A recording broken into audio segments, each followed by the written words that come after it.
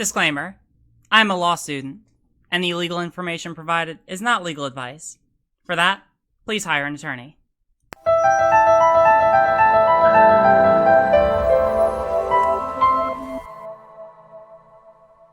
Alright, try speaking again. Hello. Hey, how are you doing? Good, I'm doing great. How are you? Doing alright. So here, let me get this set up so that we can see us both. I think I should be able to do it. So it's weird with how I've got it set up because like, hold on. So for some reason, because of the way that I have it like, set up in my streaming device, I won't be able. Oh my god, this is. You do what you gotta do to get it to work. I'm patient. Is no big deal. Okay. Essentially, like, they will be able to see the both of us. Like, my audience will be able to see the both of us, but you will not be able to see me. Is that fine? Yeah, that's sure. Okay, cool. Then yeah, all right, awesome. Well, hey, everyone. Yeah, Melanie, if you want to go ahead and introduce yourself. Sorry, I'm making a post to see if I can drag more people to come. Oh, yeah. You're all good. Sorry, my keyboard is super loud. I'm trying to be super quiet about it. Hey, you're completely fine. Thank you so much for coming on, by the way. Dude, I love talking about trans stuff more than I like talking about politics. Because I like talking. I think my existence is a little bit more interesting than like my political line. I kind of came in and I was listening to people talking about like ML stuff, and I'm not like. I mean, like that's a completely separate conversation. Yeah. No, I mean, like I was. Yeah, and I totally get that, and I think that there is a lot of conversation. You know, like that is another conversation, but no, I do agree, right? Like there are a lot of other things that obviously like the both of us can talk about beyond like just our political opinions. And I think that this is a really good conversation to have, right? Because I've been sort of doing a lot of research and I've been learning a lot more, especially about like the perspectives of people who don't have like stereotypical trans experiences, right? Because in a lot of ways, I think that mine probably is a lot more stereotypical, right? And that like, I realized from a young age that I have dysphoria, and that was like a big reason why I ended up discovering that I am trans. And I understand that, like, you know, and this isn't a surprise to anyone, but like that's a big conversation happening in the community right now. A lot of it very unhealthily, right? Like I think that a lot of people, especially who are more like trans medicalists or true scum, whatever you want to call them, will, you know, make some argument to the effect of if you do not have dysphoria, that means that you are not like authentically trans. And I raise a very heavy eyebrow at that because, you know, I don't want to like discredit the lived experiences of other people, but it's also very hard for me to be able to understand those lived experiences of other people because I can't relate to it. It wasn't my experience. So being able to like talk to other people and just, again, like this isn't me like questioning really beyond just like being able to facilitate me understanding, right? You know, I just want to be able to like, you're coming in one of the most like good faith ways to argue that I've ever actually heard from a lot of like just people in general. I think that's something that I really like about you as a person. It's like I have a very unconventional trans experience. Mm-hmm. I am also a Marxist-Leninist by political communist ideology. Two things that are very odd to a lot of people. Like a lot of my trans friends are either very soc dem or very anarchist or very liberal. They very much had the typical like trans girl Tumblr / Reddit / you know TM experience, and I didn't have that. You know, I had a really interesting roller coaster. So there were a lot of things about my experience that were incredibly traditional, and there were a lot of things that like really weren't. And like how I feel about myself is like evolved over time. So yeah, well, hey, again, obviously, don't say anything more than what you are comfortable with. I don't like. If there's any point where, you know, we're having a discussion and even if I ask a question and you're like, that's too personal, just let me know. I don't want to like pry into anything that's too personal. But yeah, like obviously I'd really like to talk about a lot of that. So can you start with like how your experience was like very similar to a lot of trans people's? I think that might be a good place to start. Yeah, sure. Let me do my intro because I didn't really Go for it. Yeah, I'm bad. Yeah, I'm totally bad at this. Hi, everyone. My name is Melanie. I basically don't have like an official YouTube channel or like a Twitch stream. I basically just am a friend of the left and Twitch politics community. I basically just hang out. I go on panels. I basically just talk about stuff.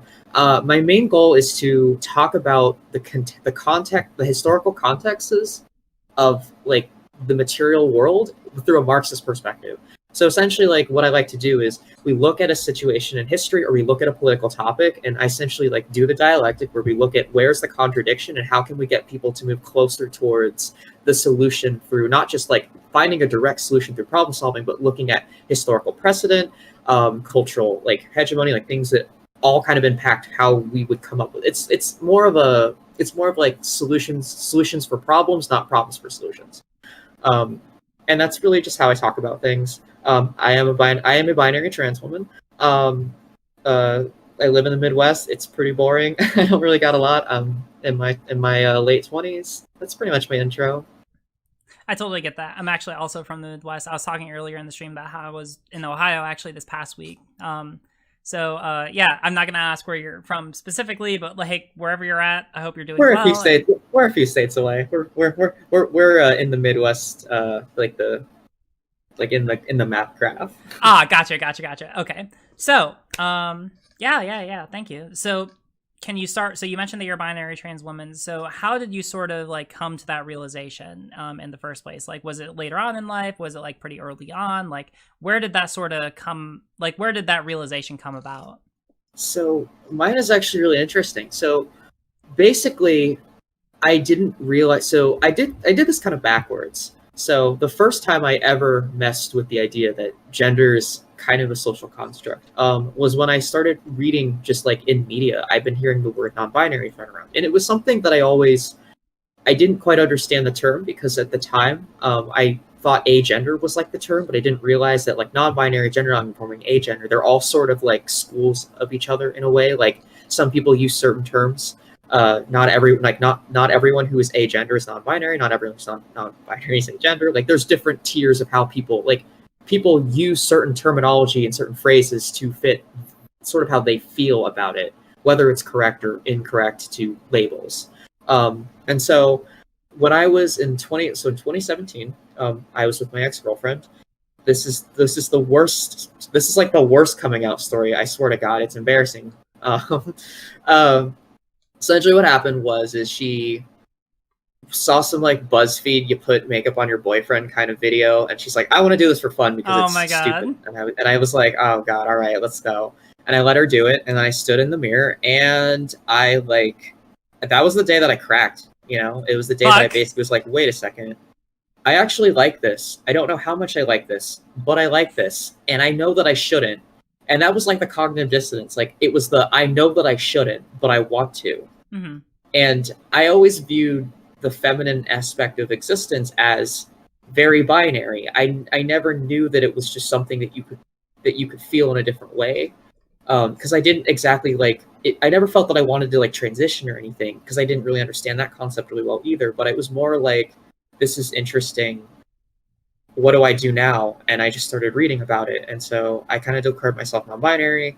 I didn't publicly say they, them, pronouns. I basically it was a personal thing that I kept to myself. I never told anybody, right? The only people that knew were my ex at the time and like 2 friends. And I would cross-dress here and there. I would experiment with pronouns. I started growing my hair out. So pretty much after the day that I put on makeup and was like, I think I'm gender, confused. I don't know what's going on. My brain's a mess. I said, I'm going to grow my hair out, because my dad for the longest time told me, my dad used to religiously tell me to get my hair cut every 2 weeks. So I had this terrible short haircut, did not look good. I always looked like a mess. It's real bad. And I didn't live with my parents at the time. So it's like, I have freedom. I'm just going to do something with my body that I never felt like I had the control to do. So I grew my hair out, and I had long hair like for years, and I constantly was getting like misgendered, like like when people walk behind you and they call you ladies, and then you turn around and talk like, oh, I'm sorry, I knew this person with long hair that was my cousin's uncle's nephew, and they do like the long apology, and I'm like, oh, it's fine. Oh my God, yeah. Right, yeah. And so this just kept happening. I started watching like contra videos. I talked to trans friends, and I sort of just kind of I sort of been floating towards that, and that was my only knowledge of this. Like I dove headfirst into gender theory. I started reading pretty much ever since that day. I got super interested in this whole nother concept that I didn't quite understand. And what's really messed up is like I'm a product of the 90s. So my only interpretation of trans people was I just assumed like they were just prostitutes. I know that's not the word we use, but like that was I watched a lot of Cops growing up, like the TV show. Yeah. I consumed a lot of media that had the stereotypical transphobic tropes, like the IT crowd. I watched the Ace Ventura movie, obviously, like all of these awful things, and that was my perception of trans life. And yeah, it's cringe, it's awful, and it wasn't until that day I started revisiting things from my childhood, and that was, I think, probably the most stereotypical experience, is when you sort of re-examine parts of your childhood and then you discover, oh wait, I was actually always this way. And I did have 2 points in my childhood. I think one when I was about 7 years old, I believe. I remember having, like, I would stare at myself without clothes on sometimes, and I would go, this is not right. Like, I would have, like, a moment in my head where I was like, I feel funny, I don't know what this feeling is, and then I would just kind of disregard it. When I went through puberty, and I was in middle school, I felt extremely uncomfortable being in certain spaces with certain kinds of people. And I didn't really think about it. I just thought I was weird. I just assumed I was gay or something, you know? Sure. Like the most conventional, traditional thought is just like, well, I'm gay, or I'm either not sexually interested, or my body's not working. I don't know, whatever fears you go through as a, teenager, middle school kid. Yeah. And then I just kind of left it, and I stopped thinking about it. And from that day forward, pretty much from figuring it all out, through those 2 memories, I kind of connected the dots, like, and then I talked to other friends that were trans, and they would tell me similar stories, basically. And that's like the most traditional sort of path that I have, is I just I talked to a gender therapist for about 2 years. I talked to trans people. I went through my entire childhood, and I found moments where, like, this is very transcoded. These were things that I really liked, like I watched a crap ton of Sailor Moon when I was a kid. There were a lot of things that I idealized that I guess I just never felt comfortable. And I think that was because my parents were extremely conservative. I went to church like every Sunday, like I came out as bisexual when I was 14, so I had a lot of repressed experiences from kids bullying me and saying a lot of stuff. So everything through my life, I basically buried up until that point in 2017, where I broke and had a chance to relearn and revisit all of it. That's probably the most traditional, I guess, trans femme arc. Mm-hmm. I don't know how traditional everyone's arc is, I guess, but there's a lot of classic examples, and that's pretty much the main story. But then my actual transition and how I feel about dysphoria is actually really different from everything else. Yeah. No, I mean, like, it is... No, you're fine. It's fine. Hard. It's so hard to compress all that in like a really easy to digest story. I completely hear you. No, I'd rather more than less, right? Because it is interesting to hear about.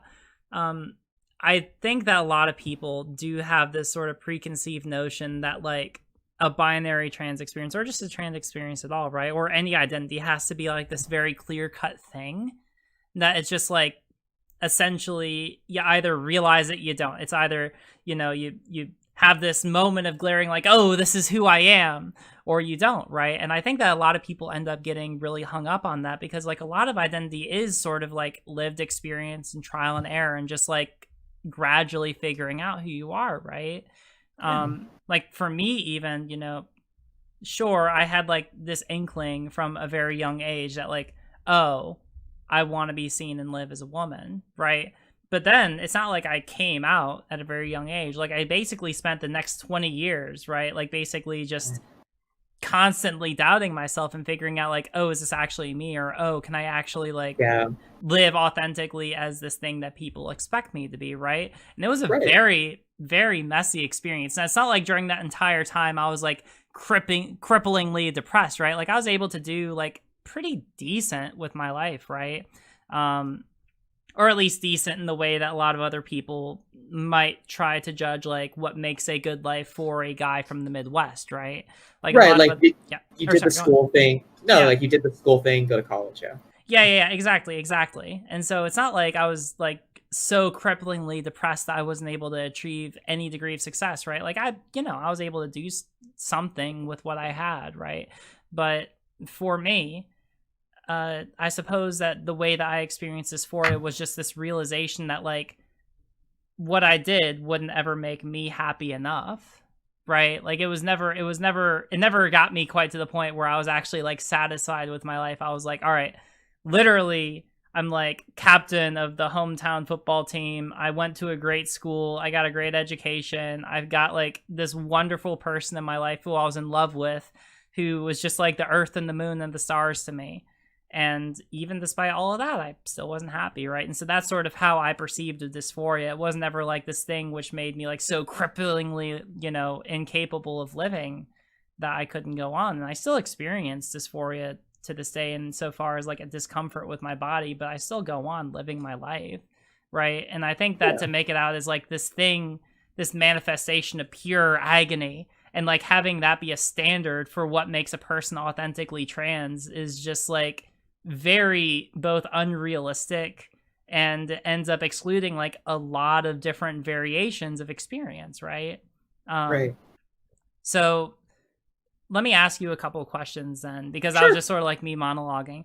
So like, do you think that you ever experience like what actually I'll start with this question. Like, what does dysphoria necessarily mean to you? Like if you were to define it like in your own, like from your own lived experience, and would you say that you experienced it? Well, so when I first came out, I want to say like I didn't view dysphoria through like a true scum or a trans med sort of method, but I did view it as a binary, like a very black and white sort of thing. Sure. That was my first 3 months of transition. Mm-hmm. And then I realized that, man, this sort of viewpoint makes me uncomfortable. Like, I don't like this. Like, because to me, dysphoria is personal. I don't feel like it is a metric that you can measure with like science and graphs and stuff. Like you can point to signs that are very clear that, hey, maybe we should have a gender conversation, but that doesn't mean this person is trans automatically. I think it's just like, hey, what if they just need to open up to a binary or a non-binary position that is outside of their present gender assigned at birth, and maybe they need to explore that. Sure. So that's really what gender dysphoria means to me, honestly. To me, a lot of it is social, because I'm actually very comfortable with my body. A lot of it was like the social ramifications for wanting to be like, a girl with a penis in 2020, or like the year of our Lord. Like, that is the stuff that drives me, like, that actually makes me like depressed. It's like it's like you have finally found comfort in something that makes you truly happy, but there are people in the world that spit venom and they hate you so virulently much, and it's like every day I go, I barely exist. I'm a footnote, like I'm a brown transfer. I'm a big footnote. Like I live in the Midwest, 90% white state, like working class proletarian.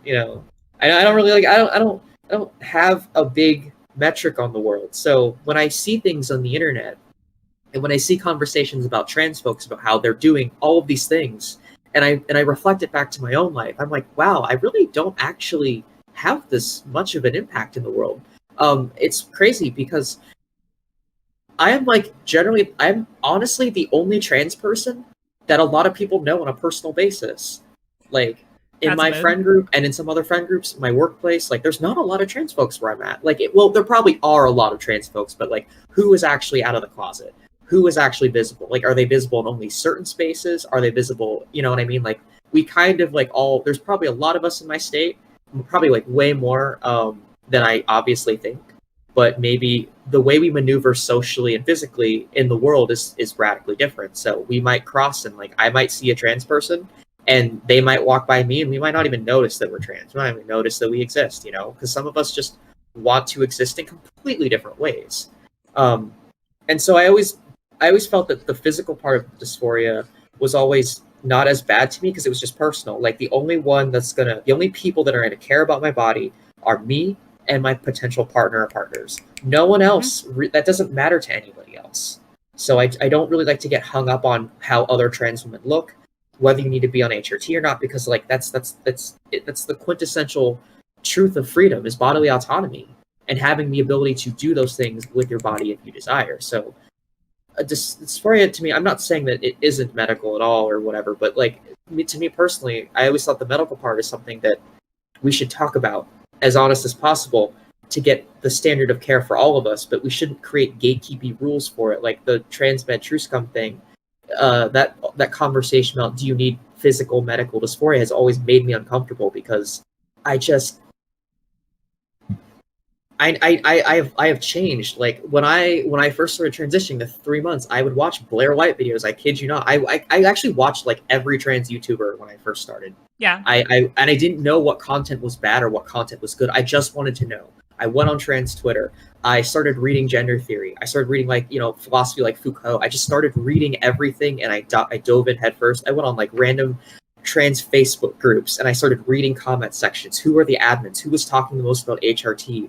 Reading the weird comparisons of swallowing your estrogen versus putting it under your tongue. Oh my fucking God, I know. I dove into it, and I left with a really warped view of transness. And when I started to kind of drift away from the noise and was like, what do I want? How do I want to be trans? What is trans to me? What are my labels? What is my sexuality? What are my attractions? How do I want to exist as a trans person? And what narrative do I want to carve out? And I just ended up becoming happier. Yeah. No, I mean, sorry, go on. And so I would say that none of my dysphoria is really physical. Most, like, I feel like I look in the mirror sometimes and I get uncomfortable because there are obviously some things that I dislike, but it comes and goes so much. So like for the first 6-8 months, I wanted bottom surgery really bad. Mm-hmm. And then I kind of got over it, and now I'm like, whatever. I used to have voice dysphoria is my worst thing. It drives me crazy. I hate it. I've been trying to voice train like off and on. Like I have read I don't know how many PDFs, how many reports, how many YouTube videos that I've listened to. I probably know every single technique under the sun, and I have tried all of them. There are like probably 6 that I stick to that work for me, so I'm happy. So sometimes my voice sounds super, like I can get it really good, and then sometimes it goes in and out. So, but I'm not as dysphoric. I'm only dysphoric about my voice when people call me out on it. As I've gone on more panels, and as I've gone through HRT, like I'm about 1.5 years now. Hey, there you go. Because I look more presentably a girl, like, but like I dress super androgynous and tomboyish, because I grew up in the punk scene.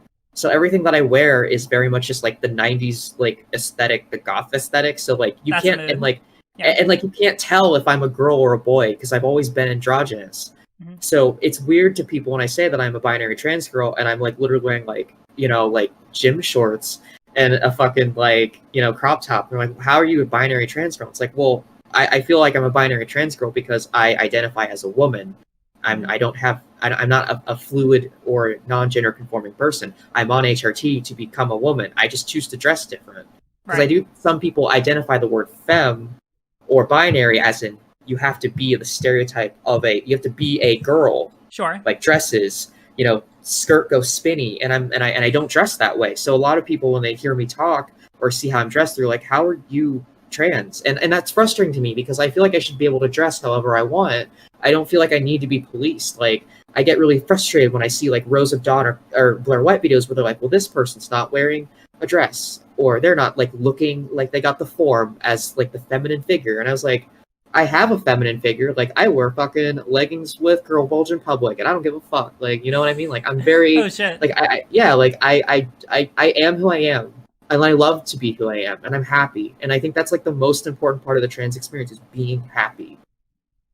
And I'm not saying we need to throw away dysphoria, like rules and regulations, as in like having like a list of like use like terms and conditions of, hey, this might be. But I feel like people make it so black and white and arbitrary now. Like. And maybe and this is my personal experience. So like, if you disagree or think that I'm just being silly, because I feel like it should be. Yeah, because like I feel like the trans experience is like all it means is to not be cis.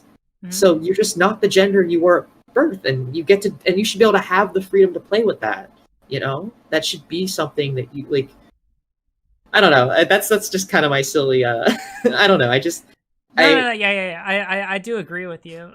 In the sense, like, yeah, transgender, it is an umbrella term to mean something that you are, like, to identify as something contrary to what you were assigned at birth, right? Like, Yeah.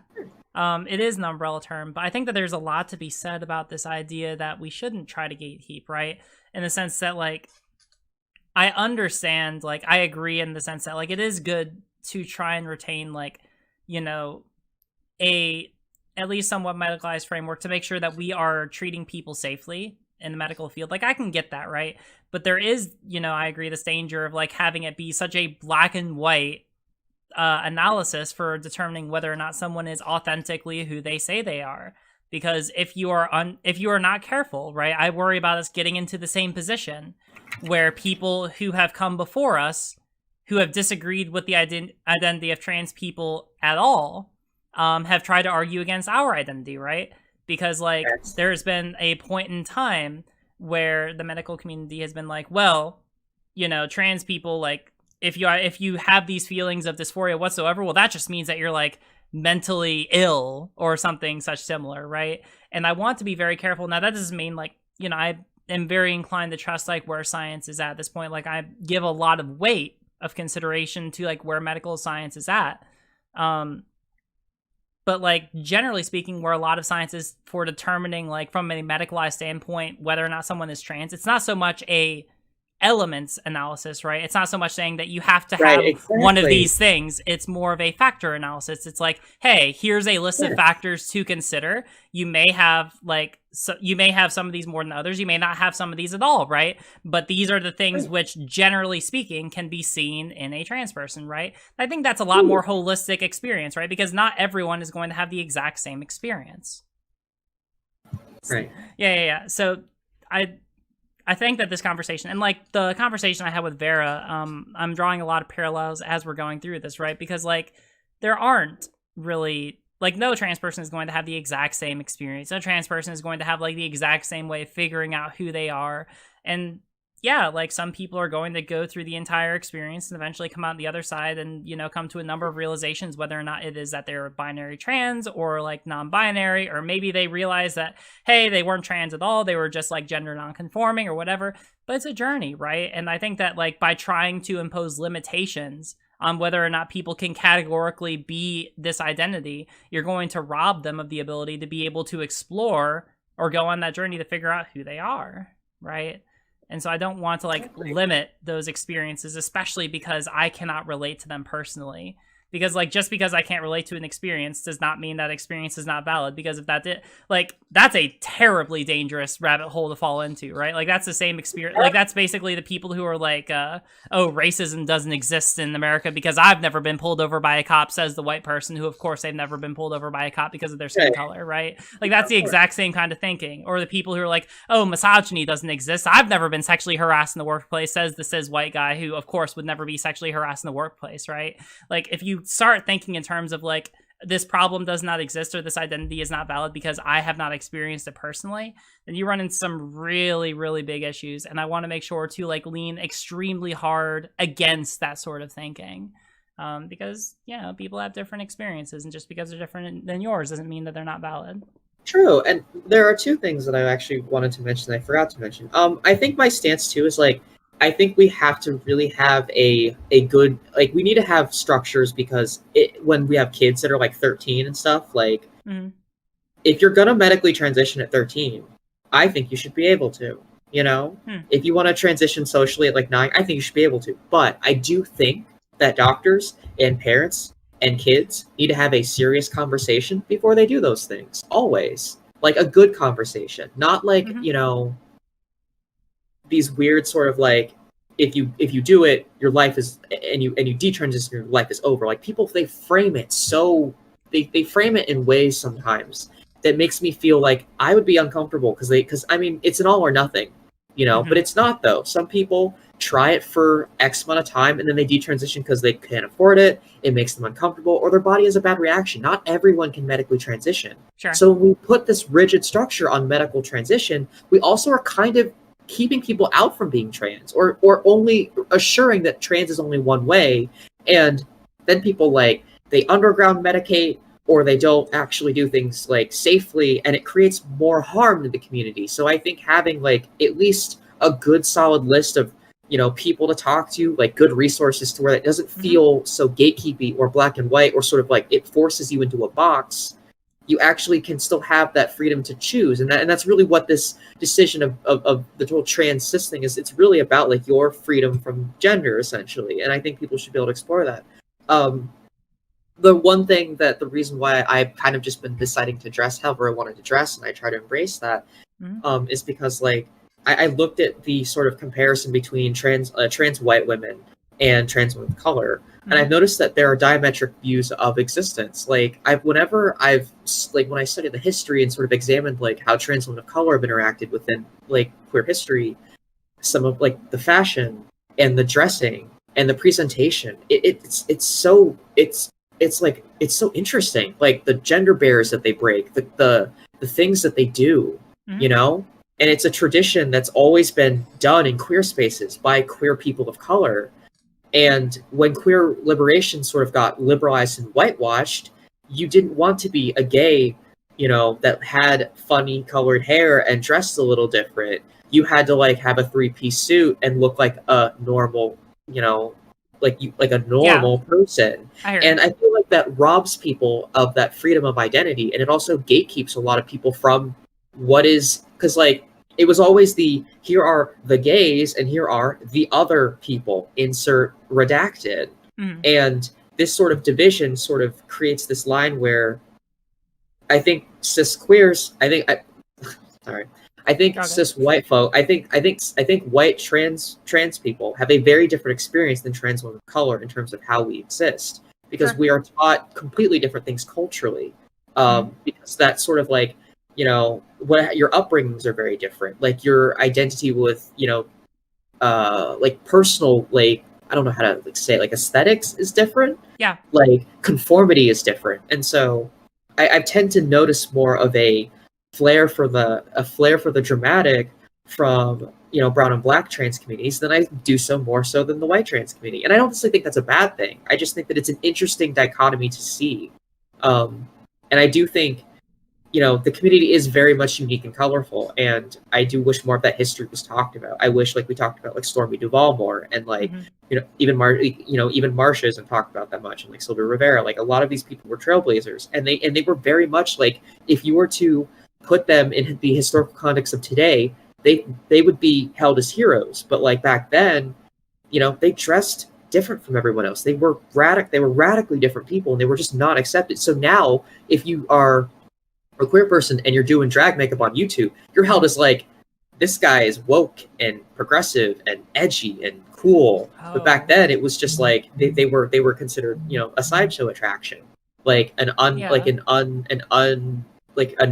just different, culturally. So I think it's a difference in history too, and a difference in experiences. And obviously, like, this is not the best comparison sometimes, because we are 2020 is different than the 1980s and 70s and 60s. But it is interesting to see how we have sort of changed as transness is becoming I believe now, I think it's the best time to be trans, because I went to a convention, I went to MFF one year, and I saw like a non-binary trans person. I think they were AFAB, but they had a beard, and it was cool. Like, it was cool as shit. And it was, they grew it themselves. And it was like, the first time I saw that, I was like, all right, I guess I'm just going to do whatever I want now. Because I like spent the whole day, like I spent that whole convention, like trying to be presenting as possible. Like I femmed it up real hard. And then I started seeing people just like living organically as themselves and just being like authentic in a way that I never saw before. And I was just like, this is life. Like, these people, like, the trans experience is like the ultimate, like, to me, it's like the ultimate bastion of freedom sometimes. You get to do this, and you get to be happy, right? And it's so fucking cool. Like, that person, they're just living their best life. They're selling their stuff to these people with a smile on their face, and everyone's talking to them. And, like, it was, all the conversations were so wholesome.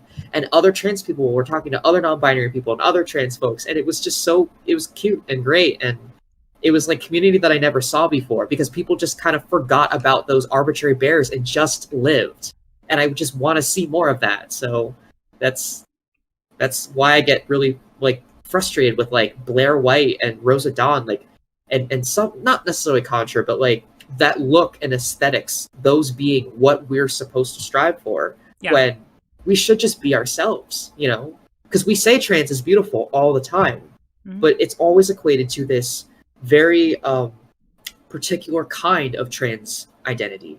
And I want to see the diversity of trans identity. I really do. It's so, maybe I'm just passionate about it. I just think it's beautiful. It's an art. It's a passion. It's truly living something that you want to be in the face of opposition. Like, these people are dressing and living their best life in Trump's America.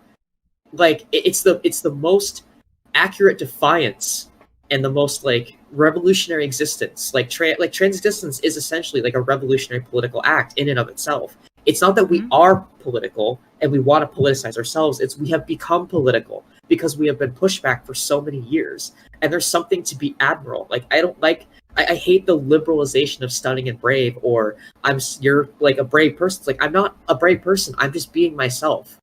This is different to you because you don't want to accept that it's a reality that you can live. You know, like, just break the binary, abolish it all. Like, I just want people to be free and happy. You know, that's always been my prescription for trans life. Yeah. So, no, I mean, sorry, go on.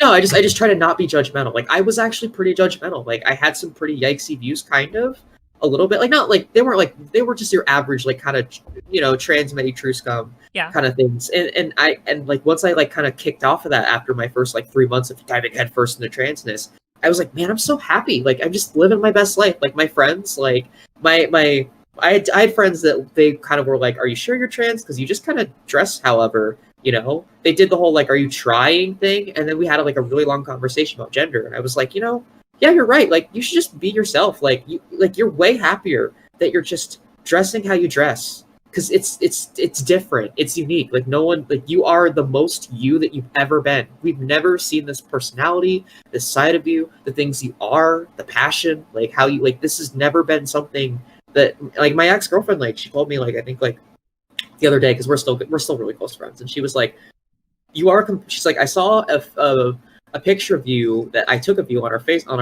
Facebook timeline. Like, this was in like 2015.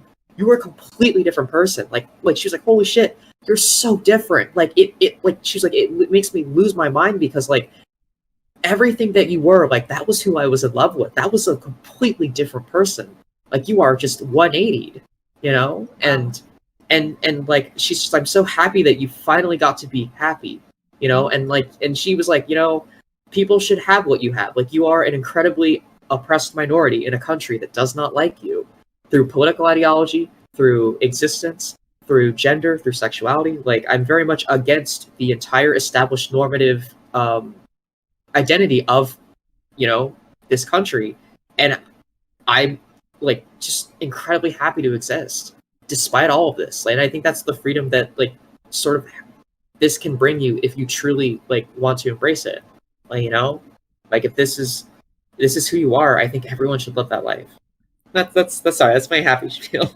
I was trying to talk about I was trying to talk about trans in a positive way. Like, I want to talk about living. I mean, I know there's a lot of suffering. I know we go through a lot, but I whenever I see trans life good, I see girls on timelines, you know, on Twitter. They're like, they take pictures of their first estrogen pill, and it makes me cry sometimes. I'm just so happy. It just makes me happy. Like, I don't want to compare myself to anyone.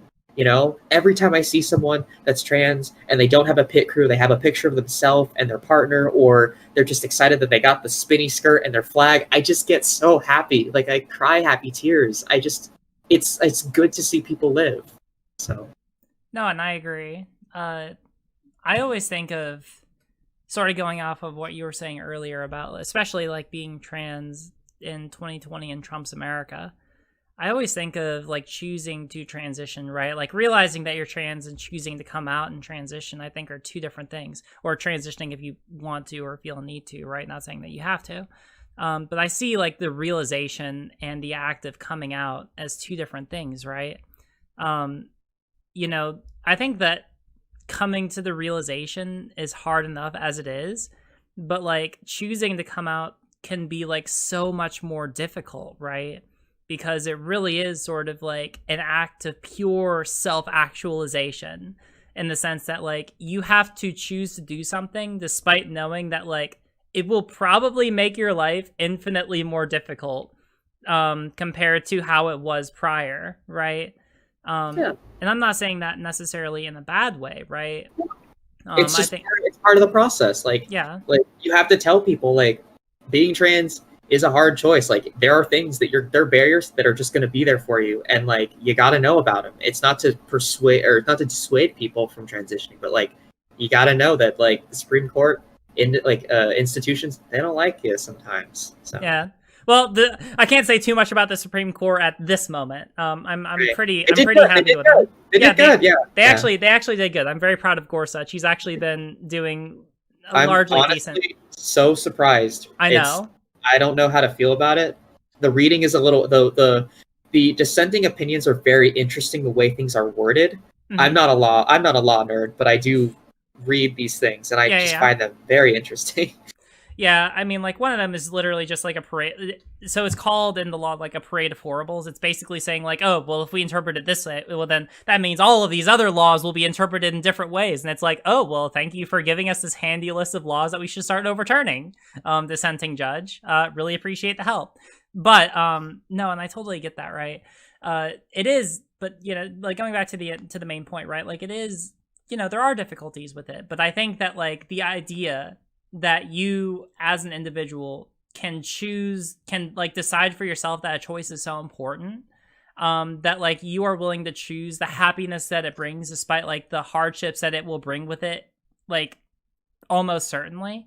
I think that takes like a certain degree of self-development in order to get to, right? Like it takes this idea of just like realizing that like, yeah, you know, like life might be, you know, a little bit harder in certain respects, but like I care more about myself, my own happiness, than whatever those consequences are, especially if like a lot of things that are holding people back are like societal expectations, right? Like I know that for me, for the vast majority of my life, something that was really holding me back was the idea that like I wanted to make my family proud, and I wanted to make my community proud, and I wanted to do like all of these things to uphold these expectations for these other people in my life, right? And to make them happy.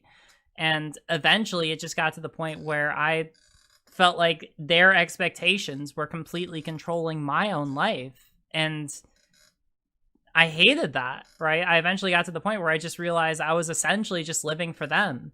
And so transitioning, choosing to come out was my first real action of living for myself and deciding what I wanted for myself. And I think that a lot of people are gone. Oh, sorry. No, I just wanted to ask you, like, when did you come out? So, like, when did you realize versus when did you transition? I realized, I mean, pretty young, you know? I went through the stereotypical wished I was seen and treated as a girl, went onto the internet. Unfortunately, when I was younger, I went onto the internet and I Googled, like, you know, event, like, hey, I feel like a girl or whatever. And I found like very early trans representation, and it was not good. It was not good. Yeah, I definitely was on 4chan in 2006.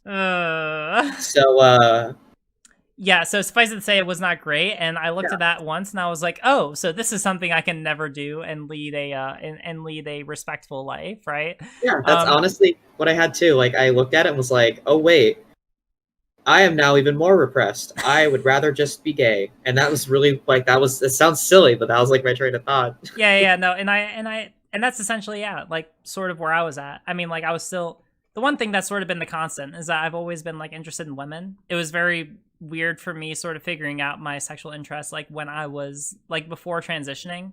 Because there was always sort of like a mental barrier, and I couldn't figure out whether or not it was attraction to women or like my own body being like a mental block. And like on the other side of transition, I can say, oh no, I'm still very much into women. Hooray. But so hey. But so for me, it was, I figured out when I was pretty early on, but essentially I was in a position where I didn't think I could ever transition or come out and lead a decent life really at all. And so it was not until much later on, basically in college, when culture had changed pretty significantly. Like, for example, Natalie was out making videos, and I remembered I saw one of those in college, right? And I was like, oh shit, this is some like decent representation. Even though she's always been controversial, but you know, like for me, it meant a lot. And I started discovering like other online creators, and I started discovering like this whole internet community, and like it did give me a lot more, because I had been thinking a lot throughout my life, right? Like I'm a very introspective person. I do think a lot about these sort of things. And so it gave me an outlet to finally sort of talk about these things that had always been on my mind, but I hadn't really been able to voice with other people. And it was really like sort of like an exponential curve, right? Like if you want to like map out my feelings of wanting to come out, it was basically like sort of like low for a while, and then like once I hit the point of discovering the internet, I was like shoom straight up, and eventually it just got to like a point where I was like, all right, I basically have to do this. Like there's that was kind of how it was too. So that was essentially my experience. The really big point for it for me was that the last big thing I did in my life, where it was sort of like the last gut effort to try and like live a happy life as a guy, was I was like, all right, here's the train of thought. If I can find someone who's the love of my life, and they can just make me happier, that they can make me so happy that I would never feel a need to transition, then I can just like live with them and live like a halfway decent life, and that would be perfectly fine, and that would be great and dandy. And so what I did was I went onto a dating app, and I found a girl who I actually hit it off really well with. This girl from the rural South named, well, we won't get into it. We won't get into names, but you know, she was. It actually hit off really well for us, and we were together for a couple of years, and I actually proposed to her, right?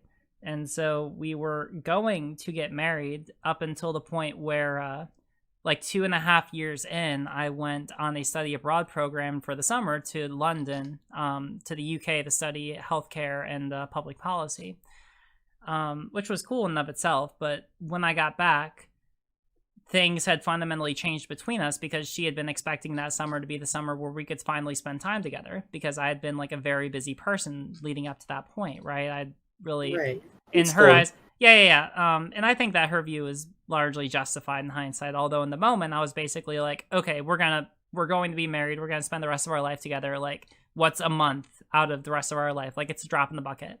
But in hindsight, I do think that she had like a more reasonable perspective, or if not just like the outright correct one. But it became a really big disagreement with us, and it drove this giant wedge between us, and our relationship fundamentally wasn't the same. And once it was not this like shining beacon of hope in my life, or the shining beacon of like absolute happiness in my life,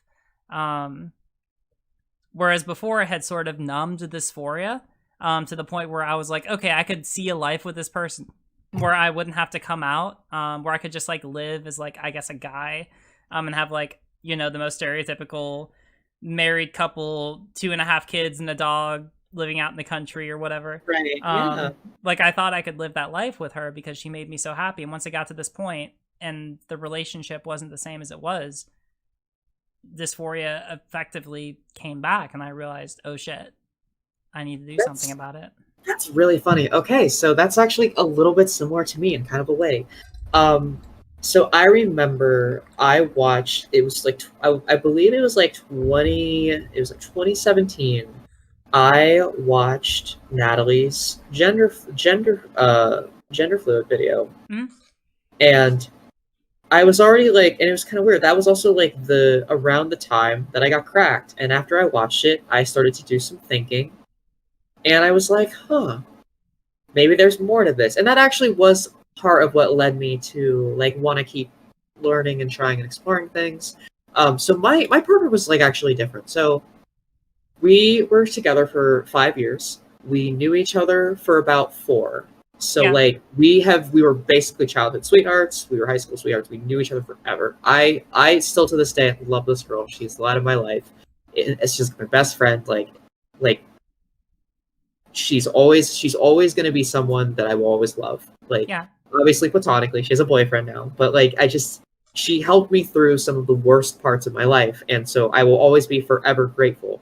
She showed me a kindness, and I think if I didn't have her, and I don't think if I had her openness and her trust and her honesty, I don't think I ever would have transitioned. She kind of pushed me to do it. She basically kind of was like, this is not working out, so I have to lead up into this. So what happened was we I was always I would go through these bouts where I was very depressed. I started to hate my body at random intervals. I didn't know why. I always felt never like a masculine person. Part of that is conditioning from my childhood. Part of that is the fact that like I was an Asian dude and like we have zero representation and media presence, and so people just assume we're all like effeminate and gay and like not actually masculine. So like I tried to act as macho as possible, and I even did it when we were together. So like we would go out as a group with friends somewhere, and I would like front really hard. I would act like I was like the manliest dude in the world. Gotcha. I started like going to the gym and shit. I actually come from the my actual like social scene that I came from the American hardcore scene. So if you're into like bands like Knock Loose and Black Flag and shit, you know, like I don't know, like I went to like one of my first deathcore shows like Within the Ruins and Suicide Silence in like 2009 or 6 or something. So I grew up in like the macho problematic MySpace era sort of like heavy DIY. Like I just grew up in the music scene like all across it. So from like your underground like guy that does like a punk band in his basement all the way to like big touring metalcore Warped Tour bands. So that's been my scene, that's been my life. And so the rampant misogyny and sexism and sort of treatment of queer people as being accepted, but then being like, you know, but then everyone like dropping the F and the T slurs at everyone, like it's, you know, it was a very interesting time. And as I got older, I started to get out of that scene. I stopped going to shows. I met this, you know, we started dating like when she was in college. So we basically changed, like basically we were high school friends, and then we stopped talking to each other. I was like into the music and doing problematic stuff. And then I had a mental health episode and was like, I need to talk to someone that I've never talked to. Like, I just needed an unbiased opinion. Like, these are feelings I have. What do I do with them? And they were just like really heavy depressive feelings that I didn't understand. And I didn't know that they were dysphoria related. I just assumed that they were just like, I always had this feeling, like the only way I can describe my dysphoria from the age of like 7 to about 9 and then 13 to about 16 was I just don't want to live. Like, I would always tell my mom, like, I'm not suicidal. I'm not like, I don't want to die. I want to exist as something else, or I just don't want to exist at all. And that was the only way that I would word it. And every time that I attempted, it wasn't to attempt because I was like sad about a girl or a home situation, a life situation. It was, I don't know if I could continue being this person. And I didn't even know what that person was. And so that drove me to a lot of mental health places. And we always talked about mental health. My girlfriend was always very supportive. She was like, you know, you're also bipolar. So like you get super moody, like you can't control your emotions a lot of the time. Sometimes you're just not emotionally there. So maybe these lapses of depression are just hypomania. Like you just get sad and sleep a lot. But I started to hate my body. And so I made some decisions that were bad. Like I just tried, I would experiment. So like I would basically like, I would fake an identity and go on a dating app and just like try and see if this would work for me. Sure. And I didn't tell her because I was embarrassed about the gender thing. I was embarrassed about my sexuality. I was just embarrassed. And so one day, she found out that I was doing it, and she thought I was cheating. And I was like, no, I'm just like, I don't know what's going on. And then we had a really long conversation. She's like, okay, you need to figure this out. So I started going to therapy. We talked about it. I came back and I was like, I still don't know. And this wasn't gender therapy. This was just like a therapist. It's like, I just don't know what I'm doing. And as we were dating, I just kept doing it. I just kept like, it's kind of like when you realize you're gay or you're trans and you just sneak out and do things that are weird because you're trying to figure out where you fit. I did that throughout like the last 3 years of our relationship because I didn't know where I was. I'm not going to get into details of all the things that happened, but I did do things like that. And there was one time I did it and she got really mad. She's like, you just need to talk to me. You need to figure this out. And I was like, I don't know why I can't do it with you. I just told her, it's like, for some reason, I can't go through this with you as my partner. It like, I don't know why. I know you'll accept me. I know you love me. I know that we want to get married and have kids. But it won't work. And So then one day we got in a really big argument about it, and I said, all right, I'm just going to not think about this anymore. Maybe it's just mental health. I'm not quite sure. And as I started learning about gender stuff, I just figured I was just depressed because I didn't fit any of the boxes. Because I had the unsettling feeling as a child. I didn't, but I always equated it with mental illness. I just assumed it was bipolar. I just assumed that I was just upset because I'm in a dead-end working class job. You know, my girlfriend is like a master's student. Like, you know, I'm just like, you know, she is one of the most intelligent and like thoughtful and honest people. She's like in a master's program. She's hella smart. She's got a good family. I'm just a poor brown girl from the Midwest, working class family. I don't got much. So like, she's definitely like on the societal scale, like cultural capital. She's way above me. So I always felt just like bad that like I'm this black sheep, and like I just always felt like, you know, I feel like I'm making your life harder. You know, like you can do whatever you want. You know, you can get an $80K job out of this program, and I feel like I'm holding you back. Like, you know, like I always felt like I could never live. Like I wasn't sure if I could please your parents. I wasn't sure if I could please myself. I was in this feedback loop of constantly trying to figure out what I wanted to be and who I was, and it was just miserable. And then one day I said, all right, I'm done. I'm not going to run off and sneak out and do dumb shit. I'm going to go back to school, and I'm going to try and like, you know, talk to your dad more. I'm going to do more things. I'm going to be a better person. I'm going to do it. And I said, hey, in a year, I'm going to buy you a ring. You pick it out. Let's get married. And we already were going to get married, but I was like, officialsies, like, let's go. And this is 2018. We went on vacation all around the United States. We did a lot of things. We had a really good year. 2018 was the best year of our lives. And then we got to fall, and it all started again. And I made some decisions that were bad. And my partner sat down with me, and I'm like, you keep doing this. We have 6 months of bliss, and then you do 3 months of just your usual bullshit. And she was like, I've loved you for almost a decade. You are my best friend. You brought me through college. Like, you worked your ass off at a crappy job to get me through school. Like, I love you. Like, but I don't know what's happening. And she's like, but I don't think this is going to work. And we finally just got to the conclusion that like emotionally, we just couldn't handle the up and down.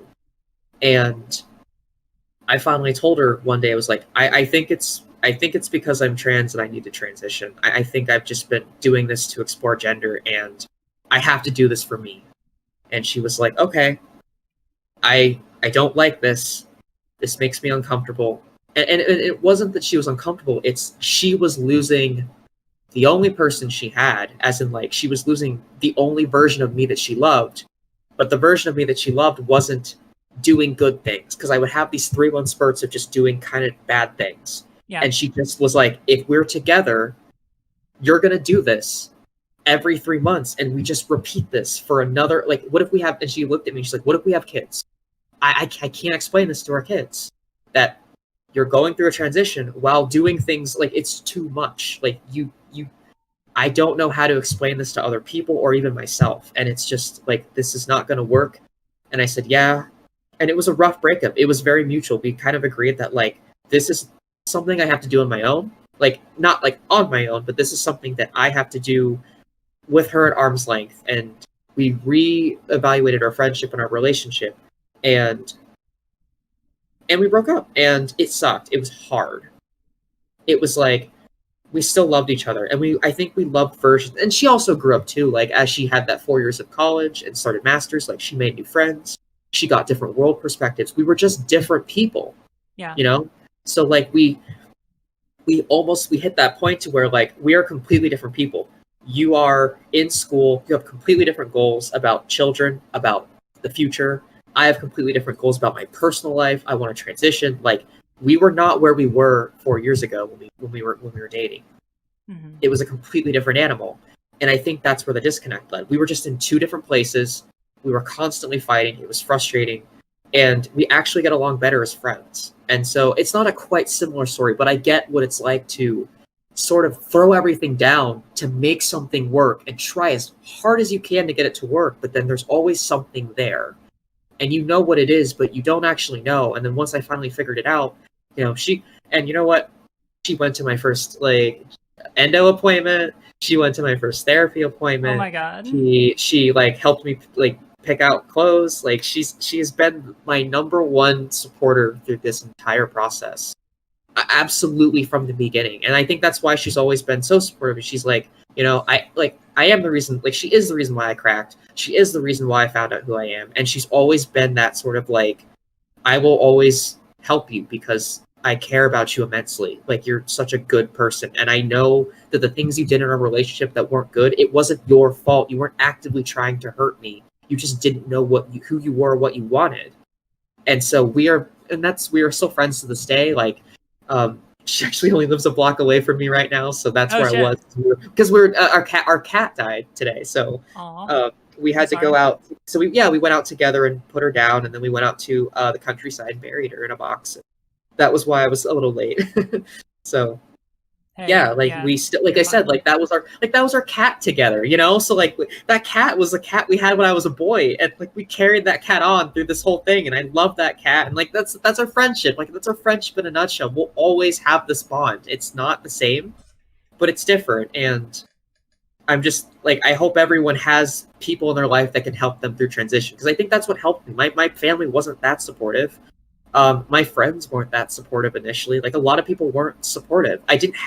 Like, honestly, she was the only person I had through this entire ordeal. She was the only person I told stories about my life when I was 7 and 11 and trying on my mom's clothes and stuff. Like, she was the only one that knew this for almost a decade. Mm-hmm. And so I owe so much to this person. And everyone talks about support for trans folks, but it wasn't a community for me. It wasn't Reddit. It wasn't my parents. It was just one person, and that was it. And so that's why it's hard for me to gauge. Like, I think that's also why I found it so hard to like look at Reddit and social media and my family for support, because they weren't the things that were actively affirming who I was. My ex-partner was affirming who I was. She always was like, you should just be who you are. Like, that was the push that I got, you know? And so I think support comes in different ways. I think if you use Reddit, or if you use like a video, I think those are very important to self-identify, because I actually found my identity through like Contra. I found my identity through like Reddit. I understood what being trans was, like in a philosophical way and in a rational way. Like, this is something that you can think about. This is something that you could potentially do. But emotionally, I wasn't ready to do it. You know, I think if she didn't push me and we didn't sort of have this seesaw of a relationship, I think I would be married in a year with a kid and still doing the same things. So it was a lot. No, and I get that. I think it is. I don't know. I always think, like, I'll just say this because we're coming up in an hour, so I want to wrap up. But it's. I always reflect on my own experience with the person who I was with, because there was a moment where, even after, like, there was a moment where I came out to her, and there was a moment, effectively what had happened was, when I came out to her at first, she surprisingly was very supportive, because apparently she thought I had been, like, you know, I had texted her prior and I was like, hey, we need to talk, and she interpreted that to mean, oh, I was going to tell her that I'd been cheating on her. And I was like, no. Yeah, obviously not. Like, I was very, you know, committed, very good partner, right? And so at first she was fine with it. And it wasn't until only a week later where it kind of, I guess, sunk in for her, and she realized this is not going to work for us.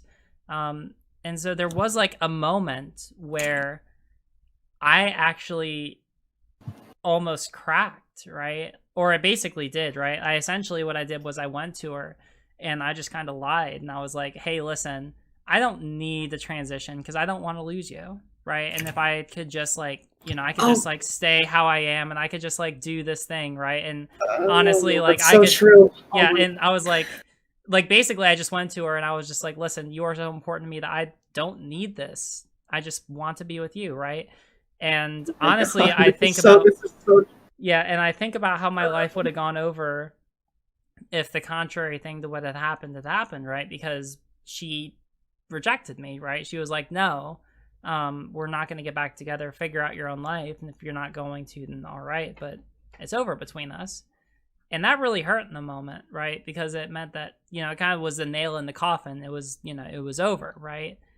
But in hindsight, I do think I kind of needed to hear that, because it really was like, that was the thing, like the thing that was at that point holding me back from, you know, pursuing transition. Yeah, we got like this is so similar. Holy crap. Okay, so like, I remember the worst fight we ever had. It was okay. So there were I kind of left this out because it's not quintessentially important to the arc, I guess, of like trying to tie it all together. But there was a time where we tried, right? Yeah. So she wanted kids, and she was like, "You not having kids is like a no-go."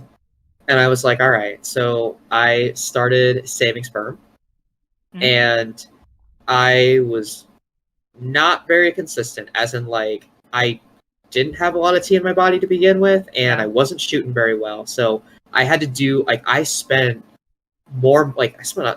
because if you don't do that well, you got to do more sample submits, and they're expensive.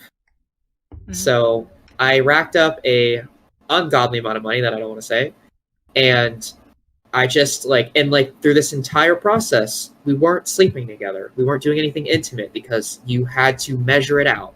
So we went several months without anything, and we fought all the time because we weren't connecting. We weren't being intimate with each other. We weren't talking. And it was just like, we were so focused on this, like, gotta get this thing to have kids, because we were trying so hard to fix it.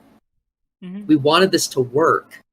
And then one day she looked at me and she said, "I can't do this." And I was like, "Why?" And I was like, I don't know if I can handle the whole, like, me being lesbian, because I don't even know my own sexuality yet. Like, this completely threw in a wrench of how I think about everything. Like, it's not just that it's the old you was gone and this is you. And what if you turn into a girl, regardless if I find you, like, she's bi, but she's, regardless if I find you attractive, what if I'm not in love with you anymore? Like, what happens? Then we have a kid, you know? And we just had this awful fight. And I said, okay, what if I stop? What if I don't transition? We just have 2 kids and a picket fence and a dog. Like, we can have the best life. Like, you know this. I'm going back to school. I have my job lined up. You're going to have a good job. What if I just... And she just cried, and we're crying at each other while we're saying this. And she's like, if you decide to not transition, I am leaving you. So she essentially was just like, you have no choice.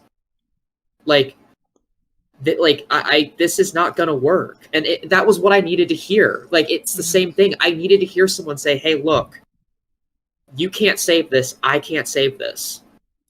If you don't transition, like, she was like, you are never going to be as happy transitioning and being who you are than living a life with us together. You just won't. Like, it won't be the same, because this conversation has happened, and it's gonna happen again later if we get together. Like, it's just going to be a repeat. You know this and I know this." And I just wasn't ready to hear that, you know? I wasn't ready to come to the realization that this is the cycle that we've been doing because I haven't transitioned.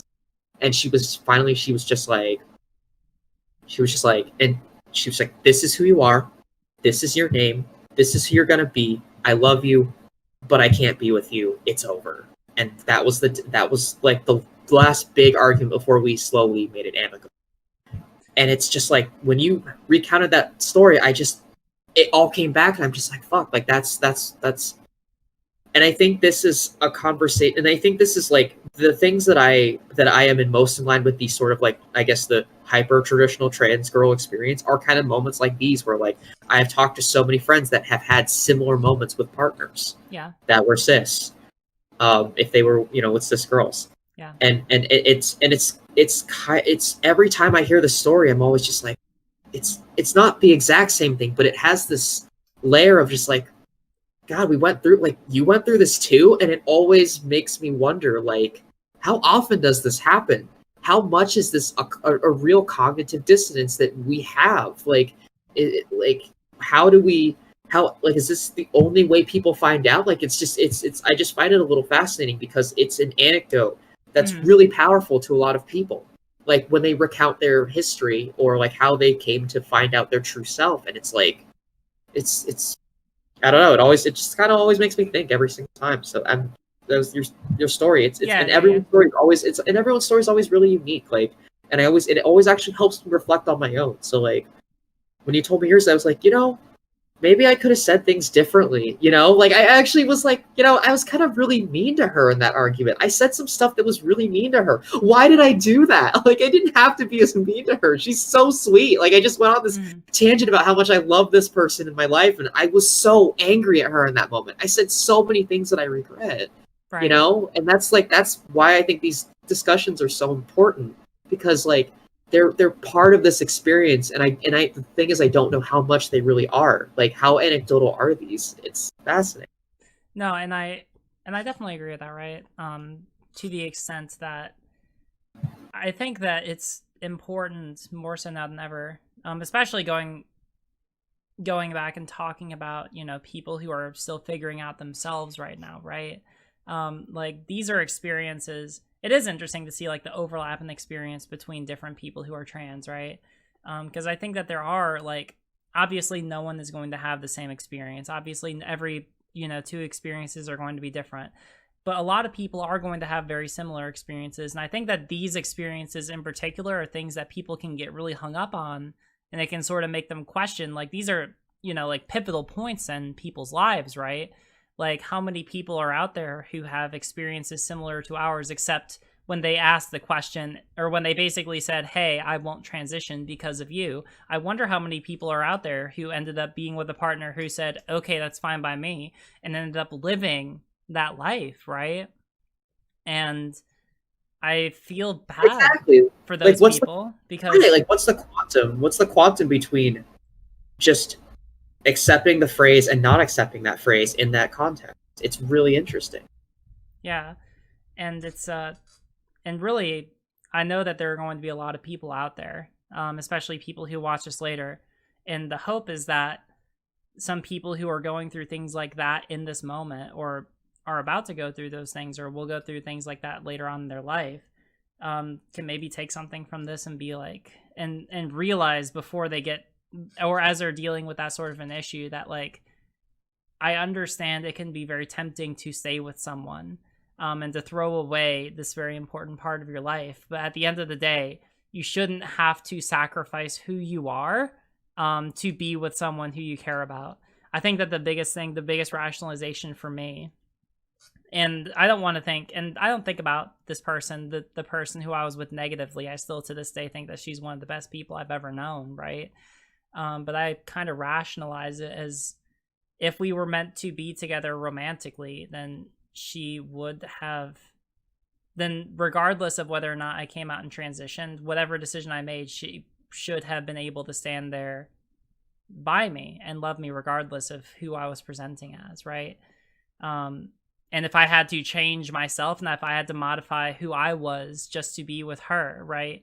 I mean, really, you should be able to be with someone who loves you for who you are, right? Bottom line. And that's all I really want for people, right? Is to be with people who love them for who they are. And hopefully someday that's something I will find. But hey, we're all on our own individual journeys, Right, yeah, of course. Yeah, and I think that's why I think that particular conversation that we both had is interesting, because, like, it's a dichotomy that happens, and I always have wondered, like, what if I said something different? Mm-hmm. What if I made my decision different? Like, would I be here? Would I be there? I always think about it. Yeah. It's definitely really interesting, yeah. And like, honestly, like, there are things that I didn't really I didn't start thinking about till after I was listening to talk about your story and thinking about mine. And the parallel, I was like, wow, this is really insightful. So, yeah. No, I totally get it. I'm glad to hear it. Yeah. So I think that that's probably a good place to cut it. Thank you so much for coming on. Do you want to finish with any concluding statements, or any, I don't know, shout yourself out, or anything to top it off? I don't really have much. This was a really interesting conversation. I'm glad we got to have it. I thought we were gonna have more of a back and forth, and I know how many stories we were gonna tell, so I was pretty okay with doing both. I'm glad we both got to tell stories. Yeah. I always will appreciate you. I think you're one of my favorite people on this platform in general. Just because, like, you want genuine faith. Like, you want to just be like, hey, there are X number of variables. Lots of different people believe in several different things. Why do people believe in what they believe in? And it doesn't come from, like, you have your own biases and you're like, well, and I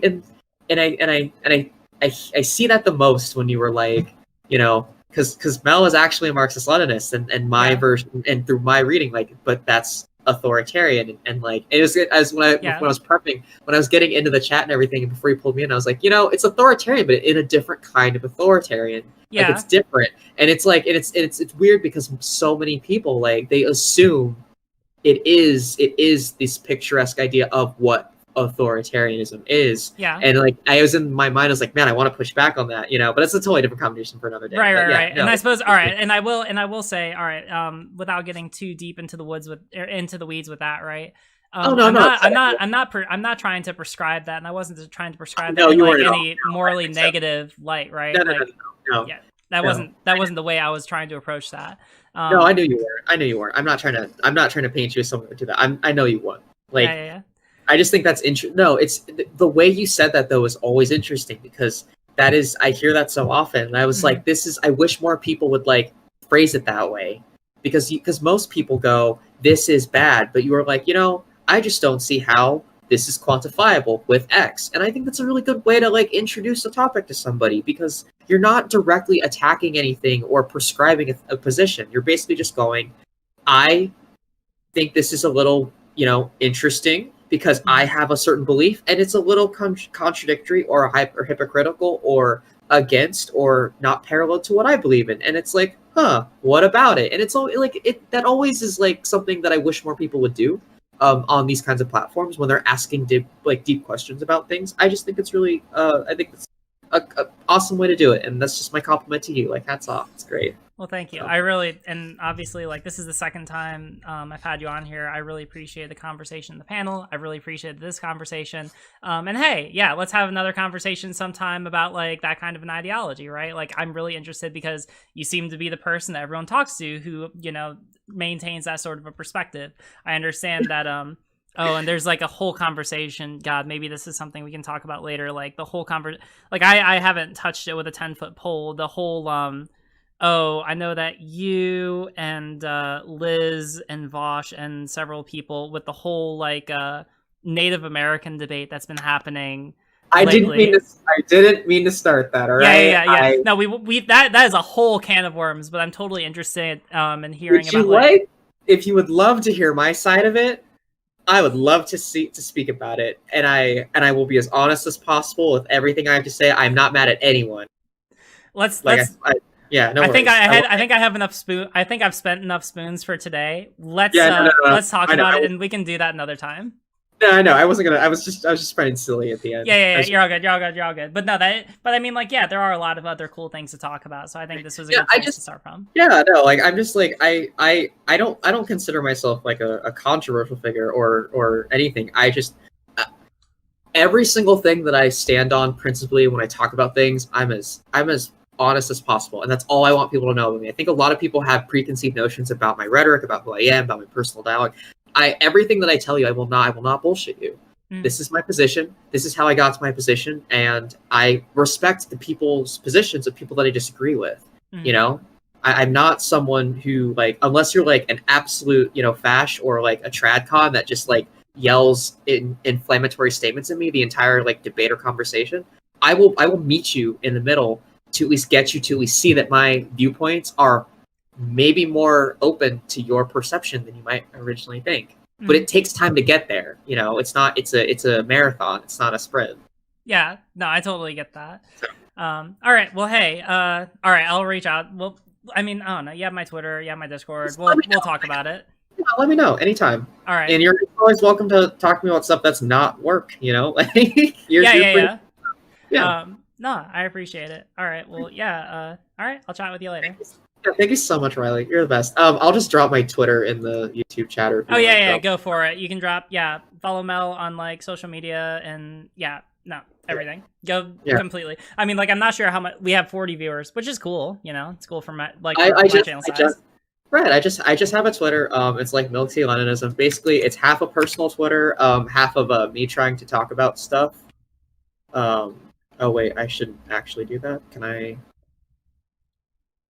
Oh, okay, cool. I want to kill this comment. Wait, is my Okay, I think I dropped something, but I can't delete it. I think I messed up. I can't see anything on the chat. Okay, good. I am on the wrong Google account, and that has my dead name on it, so I will just send this to you, and you can send my Twitter through the chat. Yeah, that sounds good. All right, I'll go ahead and do that. I almost doxed myself. I'm pretty sure you know my Twitter, but I can just send it to you over Discord. Yeah, that sounds fine. That was scary. I'm glad it basically told me to not do that. Yeah, that would not be good. Or here, I think that we can just, yeah, everyone just follow her at MilkTeaLeninism. At MilkTeaLeninism on the. Yeah. Can I sign in the chat? What do you mean sign in the chat? Of course, I'm signed in the chat.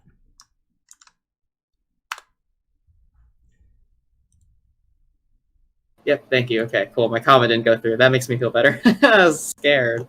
Oh shit! Yeah, that'd be terrifying. All right. Well, hey. All right. I'll talk to you later. Or is that a good place to drop it? Yeah, that's perfect. Just the chat's fine. All right. Awesome. Everyone knows. All right. Thank you. Yeah. You are the best. I had a great time. Bye. Bye.